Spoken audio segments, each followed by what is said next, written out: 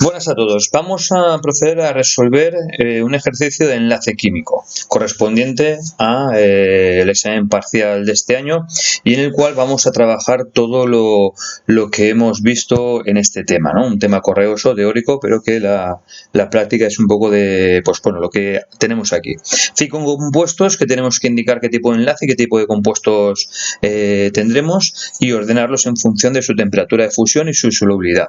Para ello, un rápido vistazo nos da que tenemos dos compuestos, el fluoruro de sodio y el cloruro de sodio, que son dos compuestos iónicos. ¿Por qué? Porque tenemos el sodio, que es un metal, y tenemos por un lado el flúor, por otro lado el cloro, que es un no metal. Luego, estos dos elementos formarán un enlace iónico que generará una red o un cristal iónico. Como nos piden que los vayamos luego al final a ordenarlos en función de la temperatura y la solubilidad, vamos ya por partes a estudiar estos dos compuestos iónicos. Para estudiar los compuestos iónicos, que lo tengo ya aquí preparadito, recurrimos a, por un lado, la ecuación de Borlande, en la cual vamos a clasificarlos a través de su energía reticular, pues en función de su solubilidad y su temperatura. Recordar que en un cristal iónico los iones que forman esa red se van a acercar y van a liberar energía reticular a la red. Cuanto más se acerquen, más energía reticular se libera a la red y por lo tanto más estable, más fuerte es esa red iónica. Muy bien, entonces lo primero que podemos ver es la ecuación de Borlande nos habla de ordenarlos en función de las cargas iónicas. La energía reticular en su vez es proporcional a el módulo del producto de las cargas iónicas partido la distancia de esos iones. En el caso del fluoruro de sodio lo forma el catión sodio, el anión fluoruro, luego la energía reticular, el producto de las cargas iónicas más 1 por menos 1, su módulo sería 1. Luego sería proporcional a 1 partido de sub 0. Y en el caso del cloruro de sodio pasa exactamente lo mismo. El catión sodio, el anión cloruro, luego tenemos la energía reticular también es proporcional a 1 partido de sub 0. ¿Qué quiere decir? Que a través de esta ecuación no vamos a poder ordenarlos. Perfecto. Vamos a recurrir entonces a la segunda opción. Para ello vamos a tener que ordenarlos en función de su volumen iónico. Para ganar tiempo, pues lo tengo también aquí preparado. Entonces, necesitamos dentro de la tabla periódica poder justificar cuál es el volumen iónico, no cuál, sino quién tendrá menor volumen iónico y en función de su volumen iónico, a menor volumen iónico, es decir, más se van a poder juntar los iones, mayor será la energía reticular liberada a la red. Luego, mayor estabilidad tendremos. Por lo tanto, requerirá mayor temperatura para romper esos enlaces, mayor temperatura de fusión y será menos soluble, menor solubilidad. Por un lado tenemos el sodio, por otro lado tenemos el flúor y el cloro. Perfecto, el catión sodio es el mismo, luego no me sirve. Vamos a fijarnos en los aniones fluoruro y cloruro. El anión fluoruro y el anión cloruro, como sabemos que el volumen en la tabla periódica en un mismo grupo, a medida que nos alejamos, aumenta el grupo, aumenta el periodo, aumentará su volumen, el anión cloruro tendrá mayor volumen que el anión fluoruro. Por lo tanto, el fluoruro de sodio, que tiene menos volumen, tendrá a la par mayor energía reticular. Es decir, la red será más estable. Por lo tanto, tendrá mayor temperatura de fusión y ebullición y tendrá menor solubilidad. Muy bien, aparcamos esa clasificación que ya la tenemos aquí preparada para cuando nos sea necesario y ahora ya nos vamos a fijar en los otros tres compuestos que nos quedan. Nos quedan, por un lado, el propadieno. Perfecto, pues tenemos CH2, CH2. Carbonos e hidrógenos, todos son elementos no metálicos. Tenemos, por otro lado, la propanona. CH3, CO, CH3. Y por último teníamos también la etilamina.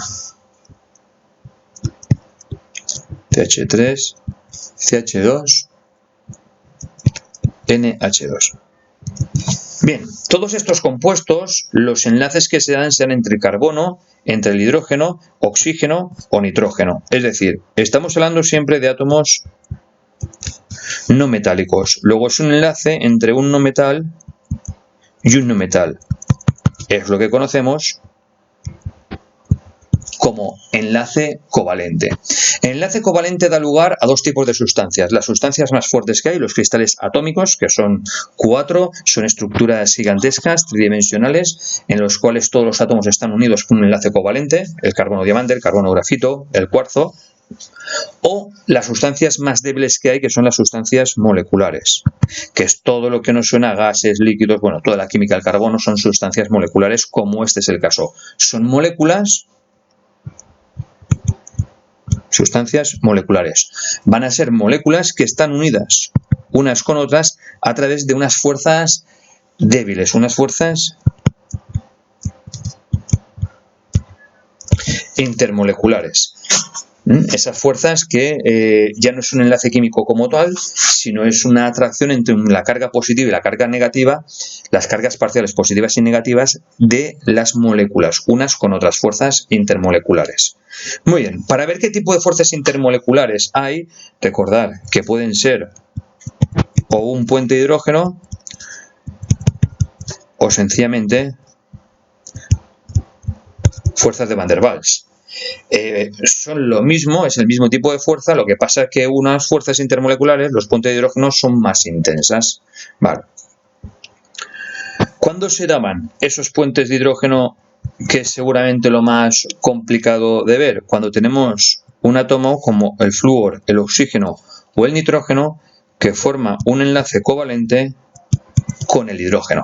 Ese enlace covalente, ¿qué ocurre? Que flúor, oxígeno y nitrógeno son elementos muy electronegativos y entonces los dos electrones que forman con el enlace van a estar desplazados hacia el flúor, oxígeno o nitrógeno. Es decir, se va a formar una carga positiva y negativa sobre ellos muy fuerte y una carga positiva sobre el hidrógeno. En la molécula vecina, que tendrá exactamente lo mismo, ¿vale? Estamos hablando de un gas, un líquido formado por millones y millones de moléculas, ese mismo enlace que se dará entre el flúor y hidrógeno, oxígeno, hidrógeno o nitrógeno e hidrógeno, pasará exactamente lo mismo. Se generará una carga parcial negativa muy fuerte sobre esos tres elementos o uno de esos tres elementos y positiva sobre el hidrógeno. Es precisamente ese enlace entre dos moléculas lo que llamamos puente de hidrógeno. La fuerza de Van der Waals es lo mismo, pero entre polos donde no interviene en este enlace covalente. Entonces es una fuerza intermolecular más débil. Una vez tenemos definido esto, vamos a clasificar nuestros elementos.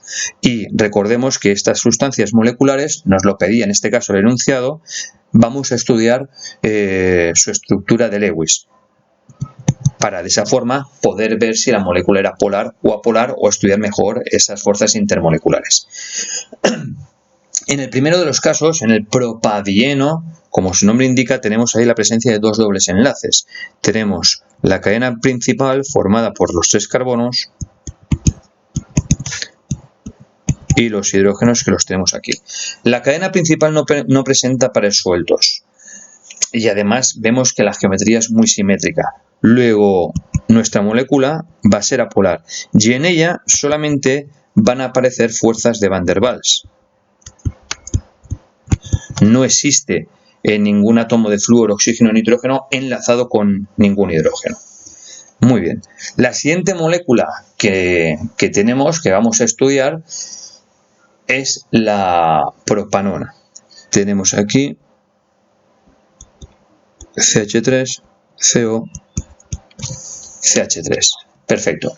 Esta molécula, si estudiamos su geometría, intentamos hacerlo, pues bueno, lo más perfecto que podamos. Tenemos el CH3 unido a otro carbono. Ese carbono estará unido a un oxígeno que tiene ahí sus dos pares sueltos. Y por último, ese carbono unido a otro carbono con sus 3 enlaces al hidrógeno. Aquí sí que hay un oxígeno, pero ese oxígeno está unido a un carbono. Luego no es el enlace que tenemos aquí que genera ese puente de hidrógeno. El oxígeno debería de estar unido a un hidrógeno para ser un enlace que generará un puente de hidrógeno. Luego solamente van a haber fuerzas de Van der Waals. Y además la molécula no es simétrica. Podría ser simétrica si partimos aquí por la mitad, ¿vale? Pero vemos que tenemos ahí ese oxígeno, rompe esa simetría en lo que sería el plano vertical. Luego estamos hablando de una molécula polar donde solamente van a intervenir enlaces intermoleculares del tipo fuerzas de Van der Waals. Y ya por último nos quedaría hablar de la etilamina. Perfecto. Tenemos CH3, CH2, NH2. Muy bien. Y tenemos, vamos a dibujarla, el CH3,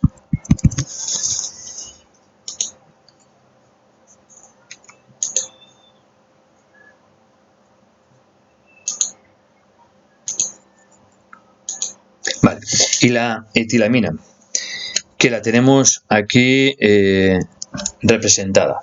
Perfecto. CH3, CH2 y ese grupo amino que viene aquí. El nitrógeno forma 3 enlaces, uno con el carbono y 2 sueltos con los hidrógenos. 2 sencillos con cada uno de los hidrógenos y su par suelto identificativo que aparece aquí. Bien, aquí tenemos un enlace covalente y otro enlace covalente entre nitrógeno y hidrógeno. Ese es precisamente el enlace que generará el puente de hidrógeno. Luego, aquí sí que podemos insistir que es un enlace covalente que genera un puente de hidrógeno. Por supuesto, habrán también fuerzas intermoleculares del tipo de Van der Waals, pero el que nos interesa es que haya ese puente de hidrógeno porque va a ser una fuerza más intensa y por lo tanto mayor temperatura y va a afectar a la temperatura, mayor temperatura y a la solubilidad también. Bien, luego estamos hablando de una molécula polar, no es simétrica y en la cual hay puentes de hidrógeno además de fuerzas de Van der Waals.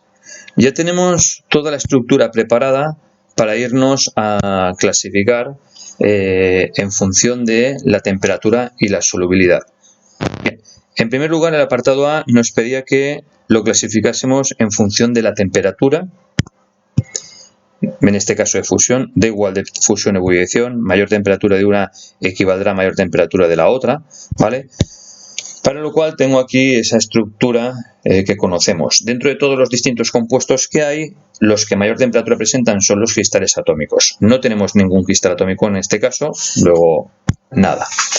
Después vendrían los cristales iónicos, que es el enlace, después del enlace covalente, es el más fuerte, ¿vale? Luego sí que tenemos 2 compuestos iónicos y en función de lo estudiado antes, ¿vale? Donde hemos podido ver que la temperatura del fluoruro sódico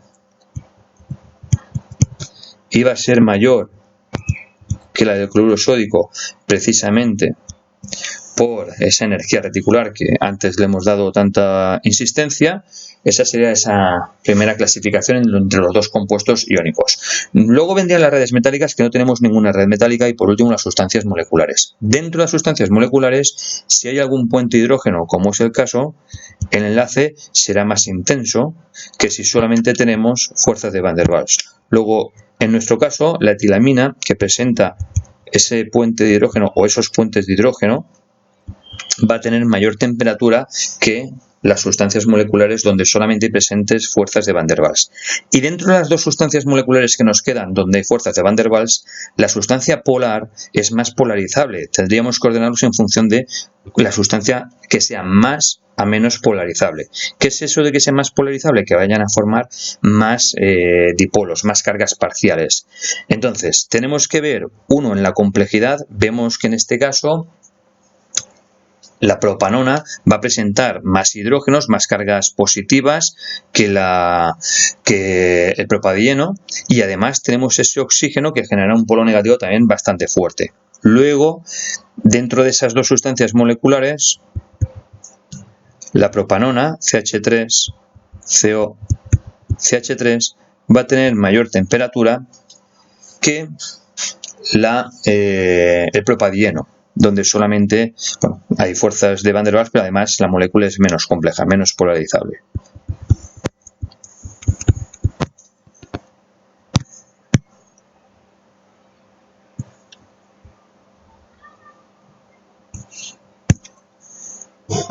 Muy bien, pues ya tenemos esa clasificación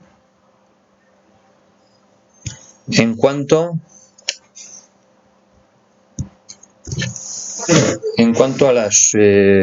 a la temperatura de fusión. La temperatura de ebullición sería exactamente lo mismo. Y nos falta por último hablar de la solubilidad. Muy bien. Para hablar de la solubilidad, lo primero que tenemos que ver es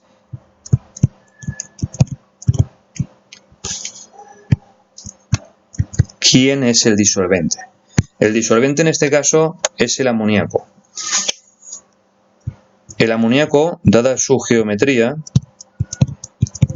es un disolvente, es una molécula polar y por lo tanto es un disolvente polar. ¿Qué ocurría con todos los compuestos? Pues bueno, los cristales atómicos no eran solubles en disolventes habituales, pero bueno, no teníamos ninguno. Solamente tenemos cristales iónicos y sustancias moleculares.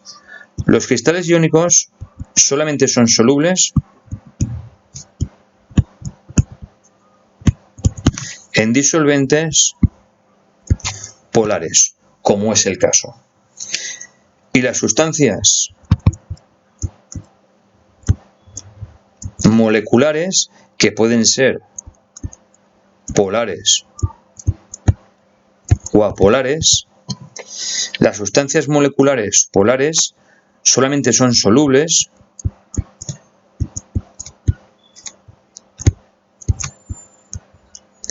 en disolventes polares, mientras que las sustancias moleculares apolares solamente son solubles en disolventes apolares. Luego, de todos los que nosotros tenemos dos moléculas que son polares y una sustancia molecular que es apolar. Luego, nuestra solubilidad va a quedar de la siguiente forma. Los cristales iónicos son más solubles que las sustancias moleculares. ¿Por qué? Porque se trata de atraer los iones que forman la red iónica. Entonces, si el disolvente es polar y los compuestos iónicos son a su vez polares porque están formados por esos iones, van a ser más solubles que si solamente que cualquier sustancia molecular. Y en el caso de las sustancias moleculares, si tenemos algún puente de hidrógeno, va a ser más soluble que si solamente hay fuerzas de Van der Waals, precisamente por lo mismo, porque se trata de romper los enlaces a través de la atracción de los iones. Como tenemos dos compuestos iónicos, recurrimos a nuestro orden que hemos visto antes, a través de la energía reticular, mayor energía reticular, quería decir más intensidad, más fuerza, menos solubilidad. Vale. Luego hemos visto que nuestro cloruro sódico iba a ser más soluble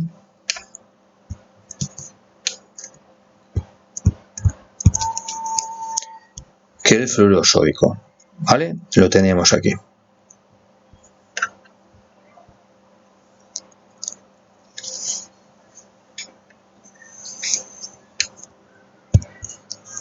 Y dentro de las sustancias moleculares tenemos dos sustancias moleculares, la etilamina, CH2NH2, la etilamina, que presenta ese puente de hidrógeno, va a ser más soluble que la propanona, que es una sustancia molecular es solamente formada por fuerzas de Van der Waals, donde solamente van a aparecer fuerzas de Van der Waals entre las moléculas.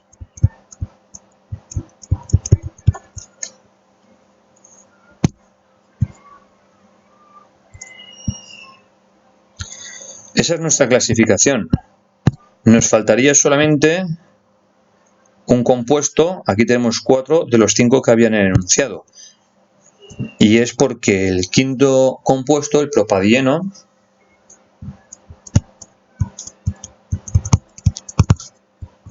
era una sustancia molecular apolar que no